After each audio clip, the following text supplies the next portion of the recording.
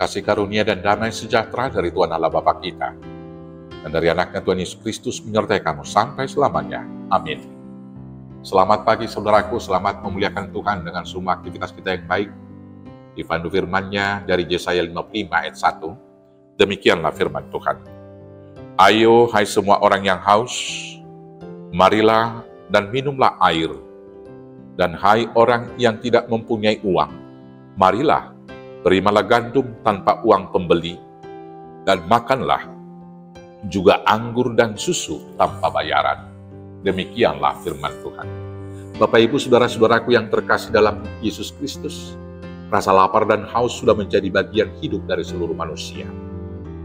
Sesungguhnya, berbahagialah orang yang masih dapat merasakan lapar dan haus. Itu tandanya dia masih hidup normal dan masih dapat merasakan nikmat kehidupan tersebut. Sebab apabila seseorang sudah tidak dapat merasakan lapar dan haus, dia sesungguhnya sudah sakit. Sakitnya parah dan mungkin juga sudah sekarat. Lapar dan haus secara fisik dapat diatasi dengan mudah, yaitu cukup dengan makan dan minum. Tetapi jiwa yang lapar dan haus adalah gampang-gampang susah untuk diatasi. Dikatakan gampang karena memang sesungguhnya gampang saja, atau mudah saja untuk mendapatkannya, yaitu dengan hidup di dalam Tuhan. Seluruh rasa lapar dan haus dari jiwa kita akan dipulihkan oleh Tuhan. Dikatakan sulit, karena manusia sangat sulit untuk percaya dan hidup di dalam Tuhan. Manusia sering memperumit hidupnya dengan pikirannya sendiri. Manusia lebih sering bersandar kepada pengertiannya yang terbatas untuk mengatasi banyak persoalan dan pergumulan hidupnya. Manusia sangat sulit untuk menyerahkan kekhawatirannya kepada Tuhan.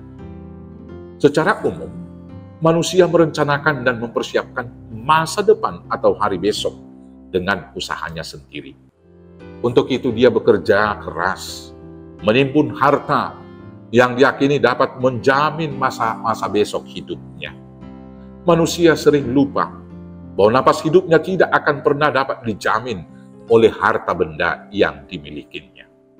Di dalam Injil Lukas 12 ayat 16 sampai 21, Tuhan Yesus mengajar kita melalui perumpamaan tentang seorang kaya yang menimbun hartanya di lumbung, yang dia yakini dapat menjamin hidupnya untuk bersenang-senang selama bertahun-tahun sepanjang hidupnya.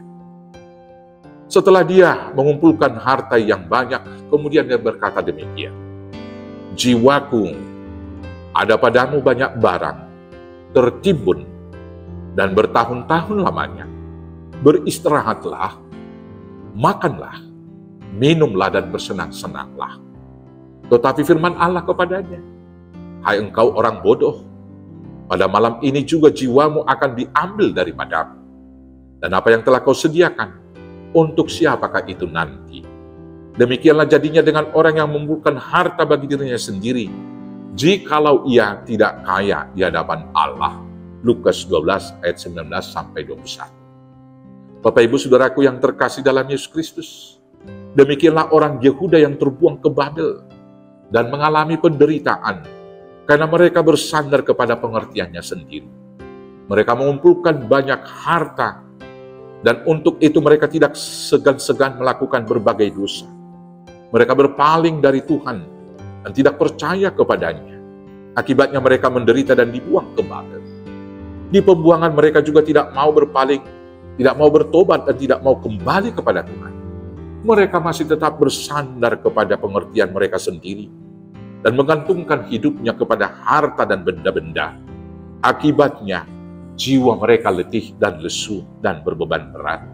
Mereka lapar dan haus tanpa pernah terpuaskan.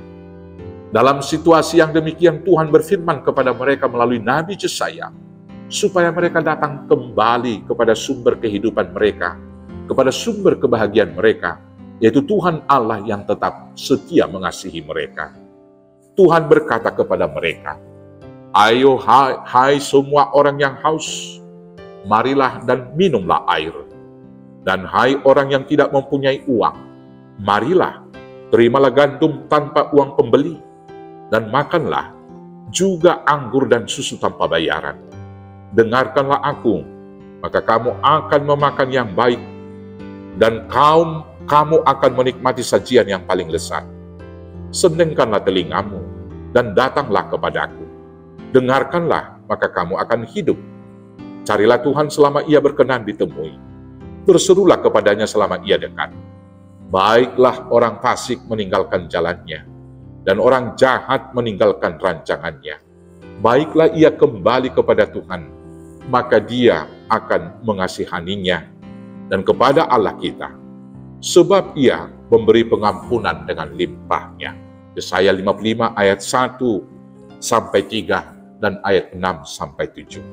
Bapak Ibu Saudara-saudaraku yang terkasih dalam Yesus Kristus, untuk memuaskan rasa lapar dan haus dari jiwa kita yang telah mencari kebahagiaan dan kedamaian dengan jalan mengumpulkan harta dan bersandar kepada pengertian dan keinginan sendiri, dan juga mencari kedamaian dengan semua upaya pribadi kita, sadarlah dan berpalinglah kepada Tuhan. Datanglah kepadanya, maka jiwamu akan dipuaskannya. Dia akan memberikan air kehidupan dan memberi hidup sukacita dengan anggur sukacita yang dari Tuhan. Dia akan menjamin jiwamu tetap sehat dan tenang dengan memberikan susu dan madu. Carilah Tuhan selama Ia berkenan ditemui. Berserulah kepadanya selama Ia dekat. Bertobatlah, sebab Tuhan memberi pengampunan dengan limpahnya. Tuhan Yesus memberkati. Amin. Kita bersatu di dalam doa. Terima kasih Bapa yang baik atas hidup sukacita dan atas kelimpahan kepuasan yang Tuhan sediakan bagi kami. Dialah Roh Kudus yang memimpin kami untuk senantiasa datang kepada Tuhan, sehingga jiwa kami disegarkan, hati kami dipuaskan, dan hidup kami penuh sukacita, berkat, dan damai sejahtera yang daripada-Mu. Biarlah berkat sukacita itu menjadi milik kami, hanya di dalam Yesus Kristus Tuhan Juru Selamat kami yang hidup. Amin. Selamat dipuaskan di dalam Tuhan. Selamat beraktivitas. Tuhan Yesus memberkati. Horas, horas, horas.